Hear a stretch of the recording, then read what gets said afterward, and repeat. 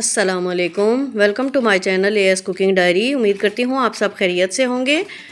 मैं आज बना रही हूँ स्टीम रोस्ट। चिकन ले लिया, ड्रम स्टिक्स 1 किलो। तो ये देखिए, मैं अपने बाउल में सिरका डाल रही हूँ और नमक। ये दोनों चीज़ें डालने के बाद मैं इसमें पानी ऐड करूँगी, तकरीबन 1 लीटर। आपकी जितनी रिक्वायरमेंट है आप उस हिसाब से डालिए, जितना चिकन जो है पानी में डिप हो जाए उस मुनासबत से पानी डालना है। इनको मिक्स करने के बाद मैं चिकन पे कट्स लगा लूँगी। तमाम ड्रम स्टिक्स पे इस तरीके से कट्स लगाऊंगी। डीप कट्स लगाने हैं ताकि मसाला अच्छे तरीके से अंदर तक पहुंच सके और ये अच्छे तरीके से फ्राई हो सके। तमाम ड्रम स्टिक को इसी तरह कट्स लगा के दोनों साइडों पे मैं पानी में डिप कर दूंगी। तो देखिए, तमाम जो है ड्रम स्टिक्स उनको कट्स लग चुके हैं। पानी में डिप करके 20 मिनट के लिए रख दूंगी। इसके बाद 20 मिनट के बाद हम इनको निकाल के टिश्यू पेपर से सारा पानी इसका सोक करेंगे। तमाम ड्रम स्टिक्स का पानी सोक करने के बाद मैं इन तमाम ड्रम स्टिक्स को साइड पे रखूँगी और एक बैटर बना लूँगी जो इसकी मैरिनेशन होगी। तो देखिए, आपके सामने तमाम जो है ड्रम स्टिक्स वो सोक हो चुकी हैं। तो अब मैं एक बैटर बनाने लगी हूँ। दही डाला, गरम मसाला, कुटी हुई लाल मिर्च, ये लाल मिर्च का पाउडर, हल्दी, गरम मसाला, ये तमाम चीज़ें डालने के बाद थोड़ा सा चाट मसाला मैंने डाला और लहसुन अदरक का पेस्ट और 1 अंडा। ये सब चीज़ें डालने के बाद अच्छे तरीके से मिक्स कर लूँगी। इसके बाद 2 लीमू निचोड़ दिए। फिर अच्छे तरीके से मिक्स करने के बाद मैं तमाम लेग्स पे इस तरह उंगलियों की मदद से मसाला जो है वो लगाऊंगी।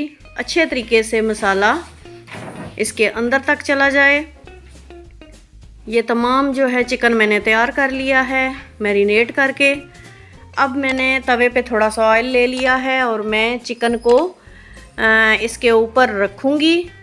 इसी तरीके से तमाम तवे के ऊपर चिकन रखने के बाद मैं इसको थोड़ी देर के लिए, ये देखिए, मैं सारी मैरिनेशन इसके ऊपर डाल रही हूँ और मैं इसको ढक के रख दूँगी।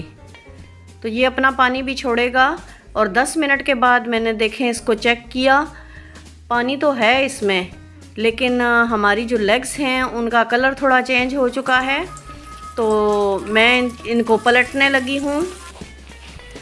पलटने के बाद दोनों साइड से इसका कलर चेंज किया और उसके बाद कढ़ाई में डाल के मैं फ्राई कर रही हूँ। फ्राई करने के बाद मैंने बटर पेपर ले लिया, एक छन्नी रखी देगचे के ऊपर, देगचे में पानी डाल दिया और छन्नी में जो बटर पेपर था उसमें सारी लेग्स रखी और ये तमाम मसाला जो हमारे पास बचा हुआ था ये तमाम इसके ऊपर पोर कर रही हूँ। मसाला पोर करने के बाद मैं इसको बंद कर दूँगी बटर पेपर को और इसको ढक के रख दूँगी तकरीबन 20 मिनट्स के लिए। इसके ऊपर ढक्कन लगा दूँगी और वेट रख दूँगी ताकि हमारा ढक्कन सही तरीके से स्टीम बने इसमें और साइडों से ओपन ना हो। मैं ढक्कन उठाने के बाद आपको स्टीम रोस्ट की फाइनल लुक दिखाती हूँ।